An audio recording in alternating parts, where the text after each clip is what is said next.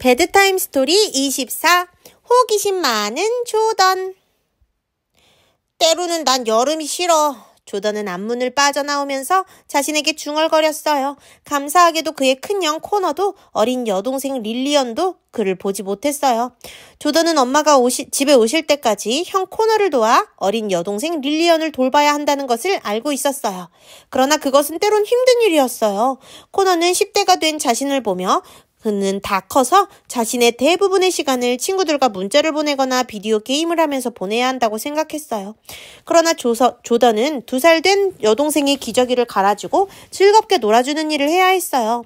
조던은 잠시 동안 혼자 있으면서 생각할 수 있는 그런 숨을 곳을 필사적으로 찾았어요. 만약 조던이 비밀 아지트를 찾아낸다면 엄마가 돌아오실 때까지 코너는 조던이 없어진 것을 알아채지 못할 거예요. 조던의 생각이 엄마에게로 향했어요. 조던은 자신이 집안에서 설거지를 하거나 빨래를 해야 한다는 것을 알았어요. 엄마는 집에 돌아오시면 지쳐 있을 거예요. 그는 그걸 잘 알고 있었어요. 엄마가 이혼을 한 후 생활은 더 어려워졌고 건강상의 문제까지 생겨서 더 힘들어졌어요. 조던은 걱정이 되었어요. 엄마가 계시지 않으면 우리에게 어떤 일이 일어날까? 누가 우리를 돌봐주지? 흘러내리는 눈물을 손등으로 닦으면서 조던은 뜰에서 조용한 장소를 살펴보았어요. 그때 그의 눈은 적막한 마당의 하나뿐인 나무에 머물렀어요. 새로 난 파란 잎들이 어느 정도 보호해 줄 수 있다는 약속을 해주는 것 같았어요. 아마도 내가 나무에 올라가서 조용히 있으면 코너가 날 찾지 못할 거야. 그렇게 생각하며 자신의 유일한 선택사항인 도피처로 달려갔어요. 조던은 나무로 급히 올라가서 나뭇잎에 몸을 숨기고 나뭇가지 중 하나에 몸을 맞췄어요. 곧 그의 마음은 방황하기 시작했어요. 자신이 흰 모래사장에 있는 해변에 와 있다고 상상했어요.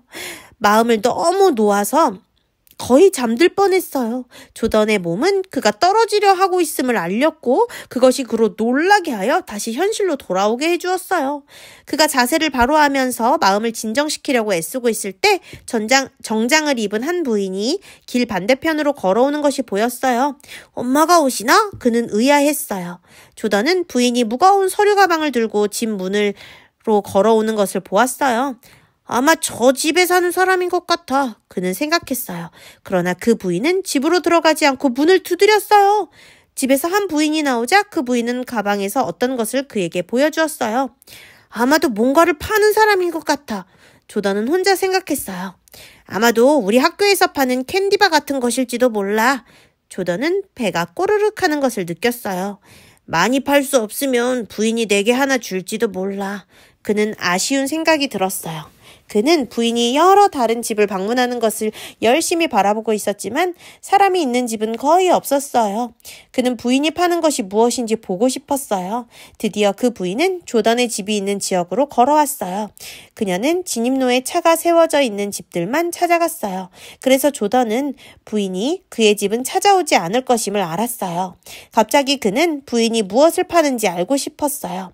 부인이 그가 있는 나무를 지나갈 때 조던은 소리쳤어요. 이봐요! 깜짝 놀란 부인은 그 목소리가 어디서 들려왔는지 보려고 사방을 두리번거렸어요. 조던은 나무에서 내려오면서 웃었어요. 무엇을 팔고 있나요? 그는 용감하게 물었어요. 그 부인은 웃으면서 미소 띈 얼굴로 말했어요.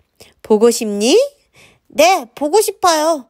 그러나 부인은 가방에서 초콜릿바 같은 것을 꺼내지 않았어요. 그 대신 부인은 여러 권의 화려한 책들을 꺼냈어요. 그 책들은 어린이들이 올바른 선택을 할 수 있도록 돕는 이야기책과 성경 이야기책이었어요.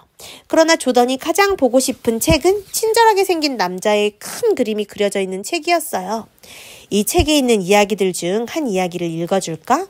조던이 고개를 끄덕이자 부인은 멋진 옷을 입었으면서도 쪼그리고 앉아서 책을 읽어주었어요. 조던은 부인이 예수님이라고 불리는 사람에 대한 이야기를 읽어줄 때 마음속에서 따뜻한 감정이 몽글몽글 피어오르는 것을 느꼈어요. 예수님은 사람들의 문제를 해결해 주실 수도 있고 어린이들을 돌보아 주실 수도 있는 분이라고 하였어요. 조던은 부인이 그의 손에 놓아준 책을 조심스럽게 들고 있었어요.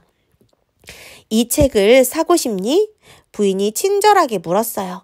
네, 정말 사고 싶어요. 그런데 우리에게는 책값을 낼 돈이 없을 거예요. 게다가 엄마는 집에 계시지 않아요. 난 엄마가 걱정돼요. 조던은 성가시게 흘러내리는 눈물을 닦으면서 말했어요. 넌 너가 원할 때 언제든지 예수님과 이야기할 수 있다는 걸 아니? 두렵거나 외로울 때 예수님과 이야기를 할 수 있어. 이 책에 나오는 이야기에서 예수님이 아이들을 사랑하셨던 것처럼 예수님은 너를 매우 사랑하신단다. 너희 집에 성경이 있니? 네, 있어요. 그렇지만 성경을 읽지는 않아요. 조던은 부끄러운 표정으로 대답했어요. 그래? 너도 직접 성경을 읽을 수 있어. 그리고 예수님과도 너가 직접 이야기할 수 있어. 넌 예수님께 너의 구주가 되어달라고 요청해 본 적이 있니? 조던은 없다는 뜻으로 머리를 흔들었어요. 넌 예수님께서 너의 모든 죄를 용서해 주시고 너가 외로울 때 너를 위로해 주시기를 원하니? 조던의 따뜻한 감정이 지금은 더 강해졌어요. 그리고 그의 심장은 뛰기 시작했어요. 네, 그러기를 원해요. 그렇지만 저는 어떻게 해야 할지 몰라요. 그건 어려운 일이 아니야. 내가 도와줄게. 우리가 기도드릴 때 예수님께 말씀드리고 싶은 것이 있니? 부인이 물었어요. 조던은 불안하게 머리를 숙였어요. 저는 예수님께서 엄마와 함께 하시고 엄마가 건강해지도록 도와주셨으면 좋겠어요. 그가 말했어요. 좋아. 지금 예수님께 즉시 말씀드리자. 내가 먼저 기도할 테니 나를 따라하거라. 사랑하는 하늘아버지. 그 부인은 기도를 시작했어요. 사랑하는 하늘아버지. 조던도 따라했어요. 저는 내가 죄를 지었고 나쁜 일을 한 것을 알아요. 저를 용서해 주세요. 저는 예수님께서 나를 구원하기 위해서 십자가에 돌아가셨다는 것을 믿어요. 저는 하나님의 선물을 받아들입니다. 제발 제 마음에 들어오셔서 예수님에 대하여 더 많은 것을 가르쳐 주세요. 그리고 저의 엄마와 함께 해주세요. 그래서 더 이상 아프지 않게 해주세요. 예수님 이름으로 기도드렸습니다. 아멘. 부인은 기도를 드렸고 조던은 매 소절 부인을 따라 기도했어요.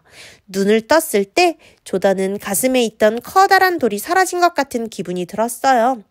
예수님에 대한 책을 가지고 싶었지만 말은 하지 않았어요. 대신 그 책을 부인께 돌려주었어요. 떠날 준비를 하던 부인이 그 책을 조던에게 주며 말했어요.